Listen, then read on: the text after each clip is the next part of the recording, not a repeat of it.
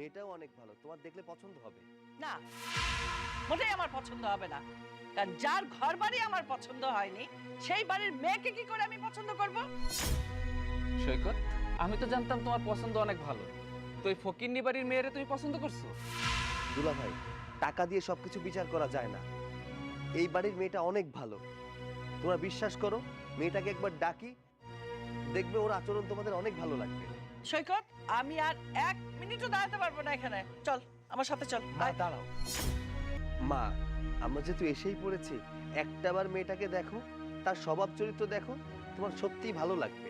আচ্ছা ঠিক আছে, ঠিক আছে, হয়েছে। এত কষ্ট করে যখন এলাম, তাহলে দেখে যাই তোমার রাজধানীকে। যাও, ডাকো ডাকো। মনে মনে মনে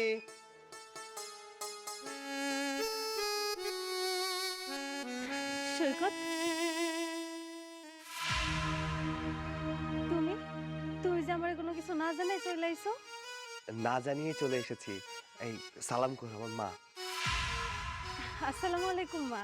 এই, দূরে থাকো, দূরে থাকো, খবরদার আমার কাছে আসবি না।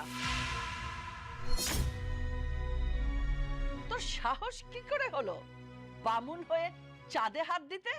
আমার ভোলা ভালা ছেলেটাকে পটিয়ে পাঠিয়ে মনে করেছিস আমার বাড়ির বউ হবি? হ্যাঁ, আমার ছেলে সহজ সরল, কিন্তু আমি সহজ সরল না। আমি তোকে কখনো বউ বলে মেনে নেব না। আর মা, তুই মা ডাকিস কাকে? আমি আমার ছেলেকে দিয়ে তোকে বউ করলে না, আমি তোর মা হব।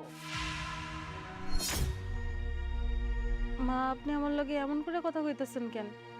সৈকতের মা মানে তো আমারও মা। আবার সেই কথা, একদম চুপ।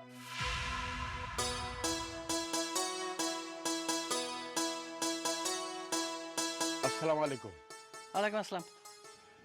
কিরে মা, মনি, বাড়িতে মেহমান আইছে, বইতে দেশ নাই? আব্বা, কই বইতে দিব? ঘরের মধ্যে তো কোনো চেয়ার টেয়ার কিছু নাই। মা, একটা কাজ করেন, আমাকে ঘরের মধ্যে চলেন। ঘরের মধ্যে চৌকি আছে, চৌকিতে বইয়া তারপর কথা কইেন। অসম্ভব। এই ফকিন্নির বাচ্চা, তুই জানিস আমার প্রত্যেকটা রুমে এসি, প্রত্যেকটা রুমে সোফা, আর তুই বলছিস আমাকে চৌকিতে বসতে? তোদের ওই পচা ভাঙা চৌকিতে বসবো আমি? আমার কাপড় নষ্ট হয়ে যাবে।